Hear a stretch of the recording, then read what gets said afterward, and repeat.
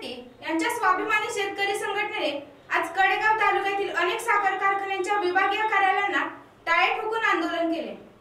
जिल्हा उपाध्यक्ष सूर्यकांत मोरे यांनी या आंदोलनाचे नेतृत्व केले। सन 2017-18 ची थकीत FRP व सन 2018-19 या चालू गळीत हंगामातील प्रति टन ऊस दर FRP प्रमाणे एक रकमी शेतकऱ्यांना मिळाला पाहिजे। या मागणीसाठी आज कडेगाव तालुक्यात हे आंदोलन केले। यामध्ये जिल्हा परिषदेचे अध्यक्ष संग्राम देशमुख यांच्या ग्रीन पॉवर शुगर्स, भाजपा जिल्हा अध्यक्ष पृथ्वीराज देशमुख यांच्या केन ॲग्रो, खासदार संजय पाटील यांच्या यशवंत, आमदार मोहनराव कदम व आमदार डॉक्टर विश्वजित कदम यांच्या सोनहिरा व उदगीर, अरुण लाड यांच्या क्रांती तसेच कृष्णा सहकारी कारखान्यांच्या विभागीय कार्यालयांना टाळे ठोकले आहेत।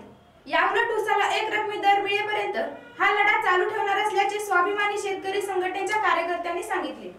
यावेळी कडेगाव तालुका उपाध्यक्ष धनाजी माळी, बाळासाहेब जाधव, गोरख महाडिक, राजू पाटील, नामदेव होमकर, तानाजी सुतार, संजय माने या प्रमुख पदाधिकाऱ्यांसह मोठ्या संख्येने उपस्थित होते। आज कडेगाव तालुक्यामध्ये स्वाभिमानी शेतकरी संघटनेच्या वतीनं वांगी या गावी सर्व कारखान्याचे ऑफिस टाळ ठोकून बंद केले।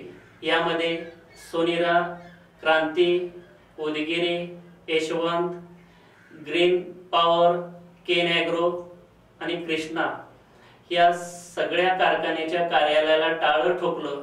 याचा अर्थ असा की अनेक कारखान्यांनी शेतकऱ्यांच्या ऊसाची FRP एक रकमी द्यावी हाच याच्या मागचा उद्देश आहे। इथून पुढच्या काळामध्ये या 4 दिवसामध्ये सर्व साखर कारखान्यांनी गेलेल्या ऊसाचे एक रकमी FRP त्यांच्या खात्यावर जमा करावी, अन्यथा साखर कारखान्याचे चेअरमन आणि संचालक यांना कडेगाव तालुक्यामध्ये फिरू देणार नाही, ही या निमित्तानं मी आपल्याला इशारा देतो।